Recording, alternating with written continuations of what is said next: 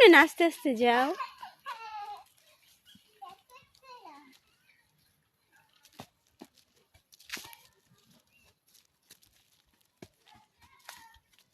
দুষ্টু করো না মামুনি। ময়লা হাত দে না। উঠো উঠো উঠো।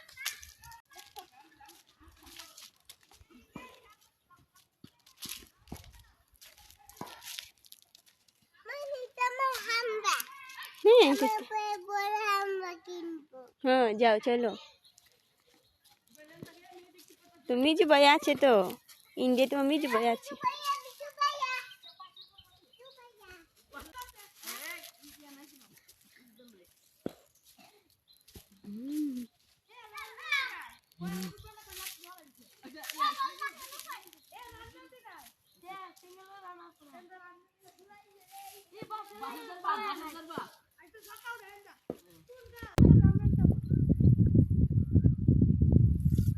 তাকাও মামুনি।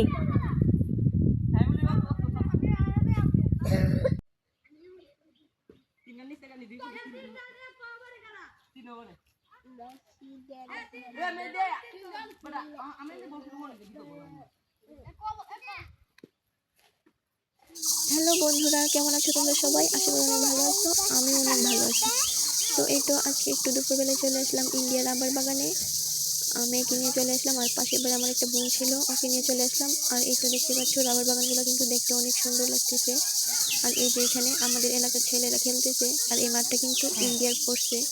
তো এই মাঠের মধ্যে ছেলেরা খেলা করতেছে। আর এখন কিন্তু আমরা মামি গোসল দেই না, গোসলের আগে ভাবলাম একটু ঘুরে যাই।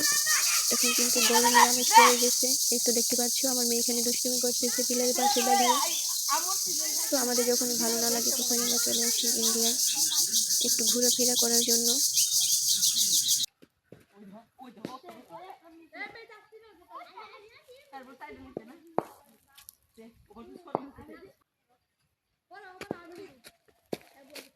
আর এখন কিন্তু ইন্ডিয়ার সবগুলা রাবার গাছে পাতা দিছে, মানে বাগানগুলোতে পাতা দিছে, আর চারিদিকে শুধু সবুজ সবুজ লাগে।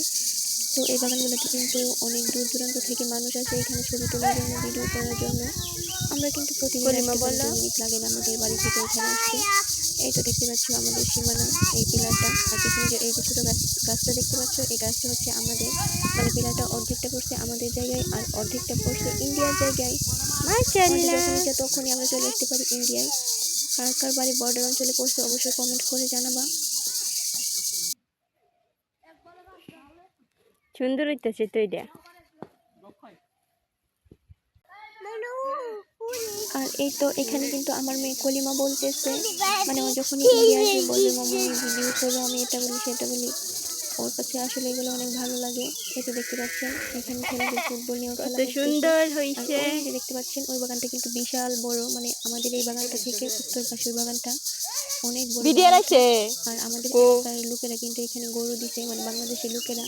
তো এই তো দেখতে পাচ্ছেন এখানে আমার ভাগিনা, তারপর আরো এলাকার অনেক ছেলেপেলে এখানে খেলা করতেছে। আর অবশ্যই আমার মেয়েকে দেখলে আপনারা সবাই মাশাআল্লাহ বলতে ভুলবেন না। তো যাই হোক এই তো আর আমাদের এলাকার অনেক মহিলারা কিন্তু এই এখান থেকে পাতা নিতে আসে।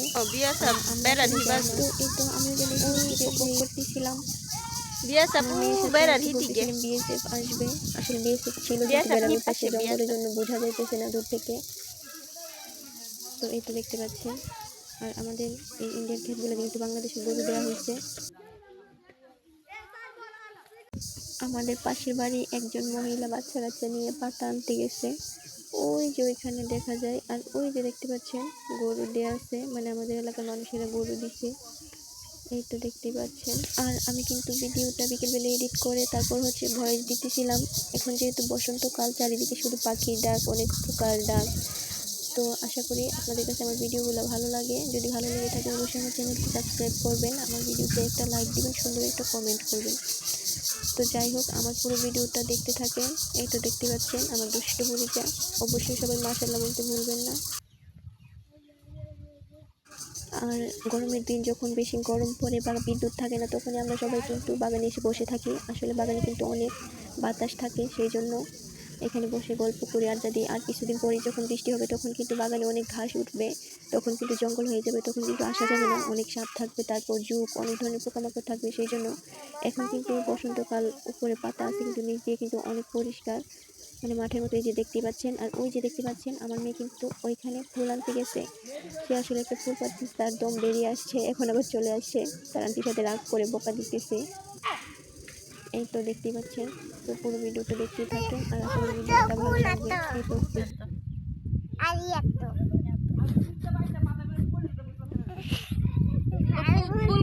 পালাও যা ফুললি বাইরে নয় আও, আমরা এনে বয়ে বয়ে ডিকি আর বাতাস খাই প্রতিদিন, এই বয়ে তো বইলে বাতাস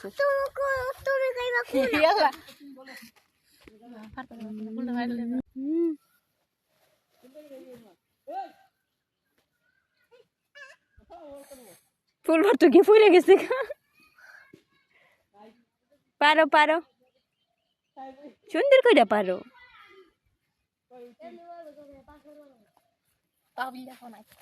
টুকু টুকু বাচ্চাটা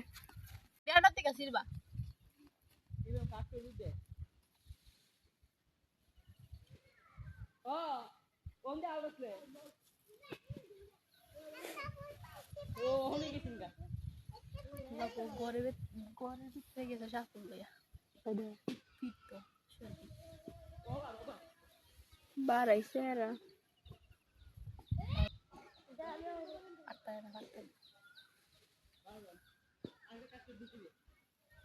মামুনি হাসি দিয়ে তাকাও, এই জিনু তাকাও তাকাও, ফুল চিটতে চিটতে জীবন যাইতেছে গা।